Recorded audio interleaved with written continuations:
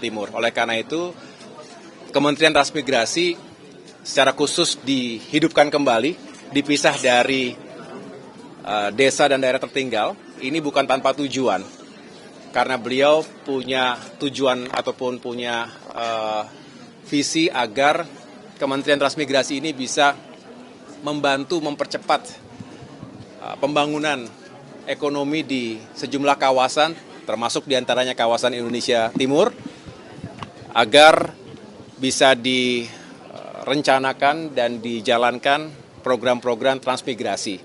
Saya dengar tadi Pak Menteri juga tadi pagi mengatakan bahwa transmigran itu adalah patriot.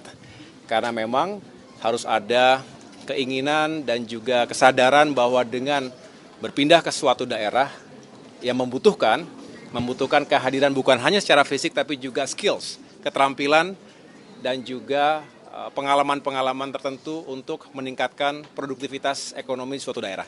Saya rasa itulah menjadi semangat kunjungan kali ini. Begitu. Pak, mungkin dalam bentuk konkretnya seperti apa sih Pak nanti di rencana Bapak gitu, gambaran untuk transmigrasi, Kementerian Transmigrasi sendiri mewujudkan si infrastruktur ini gitu. Karena kan awalnya memang dia masuknya bukan ke ranah infrastruktur gitu Pak, terus tiba-tiba ada Kemenko ini dan masuk. Ya, infrastruktur itu luas dan meliputi banyak aspek. Kita ingin pembangunan infrastruktur yang merata di seluruh wilayah juga bisa menghadirkan sentra-sentra pertumbuhan ekonomi baru atau memperkuat apa yang sudah ada. Banyak sekali sebetulnya daerah-daerah potensial yang sulit berkembang karena infrastruktur atau fasilitas publiknya tidak memadai, tidak mendukung terciptanya produktivitas, apalagi daya saing. Nah, yang kita harapkan kolaborasi antara Kementerian Transmigrasi dengan Kementerian Pekerjaan Umum atau Kementerian Perumahan Rakyat yang semua ada dalam, termasuk Kementerian Perhubungan misalnya, termasuk ATR BPN, ini bisa mempercepat proses transmigrasi sehingga orang juga yakin berpindah tempat itu bukan hanya mengembara tanpa tujuan, tetapi justru ada kejelasan, ada kepastian. Karena disiapkan infrastruktur yang mendukung, bukan hanya kehidupan, tapi juga pekerjaan dan produktivitasnya. Jadi ini penting sekali, itulah mengapa hadirnya Kemenko Infrastruktur dan Pembangunan Kewilayahan yang baru ini saya rasa dengan tujuan untuk segera mengintegrasikan berbagai upaya yang tadi penuh dengan tantangan dan kompleks. Siapa? 100 hari kerja, tentu tidak bisa saya jelaskan di hari kedua ini. Saya sedang merapikan terlebih dahulu. Nanti pada saatnya saya akan laporkan dan saya akan sampaikan kepada publik apa saja yang menjadi target-target pencapaian jangka pendek. Kita tahu ada teori quick wins atau 100 hari kerja ini pertama untuk segera menuntaskan apa yang sedang berproses hari ini. Saya juga harus mengetahui baseline-nya di mana. Makanya tadi saya baru bertemu dengan Bapak Luhut Binsar Panjaitan misalnya sebagai Menko Maritim dan Investasi sebelumnya dan juga cukup banyak mengelola berbagai proyek strategis nasional. Saya ingin belajar sekaligus mengetahui sampai di mana progres ini semua. Ditambah tentunya saya satu persatu ingin mengetahui laporan dari menteri-menteri teknis, apa saja menjadi kendala atau tantangan di lapangan. Sehingga dengan demikian kita carikan solusinya. Jangka pendek harus kita tuntaskan, tapi jangka menengah dan panjang tentu harus kita benar-benar integrasikan dengan Astacita, dengan program-program prioritas yang disampaikan oleh Presiden Prabowo Subianto selama masa kampanye dan juga diperkuat dalam berbagai arahan-arahan beliau selama ini. Baik, transmigrasinya ke IKN, transmigrasinya ke IKN. Kenapa? Kantor di mana masalahnya? Kantornya?